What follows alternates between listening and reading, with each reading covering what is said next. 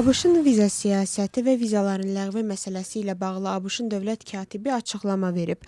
Marco Rubio Dövlət Departamentində keçirilən brifinqdə bildirib ki, onun rəhbərliyi dövründə müxtəlif səbəblərlə 67 mindən çox viza ləğv edilib. Ölkəmizi ziyarət etməyə buraxdığımız insanlar milli maraqlara uyğun olmalıdırlar.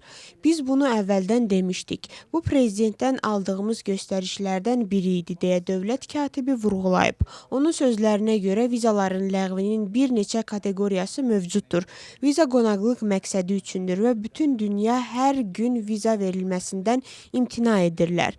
Marco Rubio'nun qeyd etdiyinə görə Dövlət Departamenti ölkəyə daxil olan insanların təhlükə yaratmasını təmin etmək üçün ciddi yoxlamalar davam etdirir.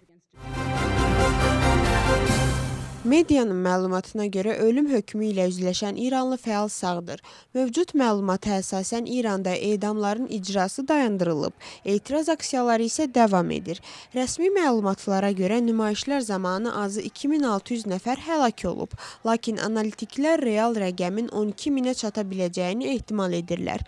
Bununla paralel olaraq artıq 6 gündür ki, ölkədə internet tamamilə bloklanıb. İranda ABŞ tərəfindən mümkün hərbi əməliyyatlar fonunda bir neçə ölkə ABŞ, Böyük Britaniya, Almaniya, İtaliya və İspaniya vətəndaşlarını İranı tərk etməyə çağırıb. Böyük Britaniya Tehrandakı səfirliyini müvəqqəti bağlayıb və personalı geri çağırıb. Eyni zamanda təhlükəsizlik səbəbi ilə İranın hava məkanı müvəqqəti olaraq bağlanıb. ABŞ prezidenti Reuters agentliyinə verdiyi eksklüziv müsahibədə İranın keçmiş şahının oğlu Rıza Pəhləvi barədə danışıb. O maraqlı bir insana bənzəyir, amma öz ölkəsində necə qəbul olunduğunu və xalqın dəstəyinə sahib olub-olmadığını bilmirəm. İran onun liderliyini qəbul edəcək yoxsa yox? Əgər qəbul etsə, bu mənim üçün yaxşı olar, deyə Donald Trump bildirib. ABŞ prezidenti qeyd edib ki, etirazlar səbəbilə Tehrandakı hökumətin devrilməsi mümkündür. Donald Trump müsahibədə Ukrayna məsələsinə də toxunaraq bəyan edib ki, potensial sülh razılaşmasını Vladimir Putin yox, məhz Vladimir Zelenski əngəlləyir. Ukrayna prezidenti ölkədə yaranmış enerji böhranı ilə əlaqədar fövqəladə iclas keçirib. Ukrayna mediasının məlumatına görə xüsusi diqqət Kiyevdəki mövcud vəziyyətə ayrılıb. Burada koordinasiya qərargahı yaradılacaq, komendant saatının qaydaları yenidən nəzərdən keçiriləcək və ehtiyat enerji qurğularının şəbəkələrə qoşulması ilə bağlı derequlasiya həyata keçiriləcək.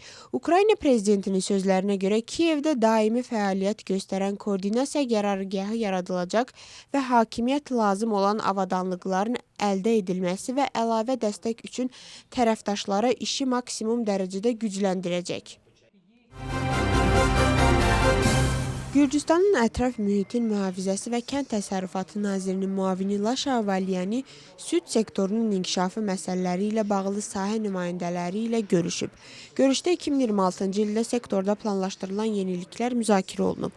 Onların arasında ilkin istehsala və heyvanların hərəkətinə nəzarət mexanizmlərinin sərtləşdirilməsi, həmçinin baytarlıq reseptlərinin mərhələli şəkildə tətbiqi mexanizminin yaradılması var. Görüşdə eyni zamanda xam süd istehsalının təşviqi mexanizmləri də müzakirə edilib. Batumi Dram Teatrında 147-ci teatr mövsümü premyera ilə açılıb. David Qıldiyaşvilinin klassik əsəri Darispaninin əziyyəti rejissor Georgi Kaşya tərəfindən yeni interpretasiyada təqdim olunub. Tamaşanın orijinal ssenarisi demək olar ki, tam şəkildə qorunub, saxlanılıb. Rejissorun ideyası tamaşaçılar tərəfindən emosional qarşılanıb. Tamaşa anşlaqla keçib. Premyerada Acarıstan hökumətinin sədri Sulxan Tamazaşvili iştirak edib. Yeni mövsümdə teatr kollektivi 7 premyera planlaşdırır.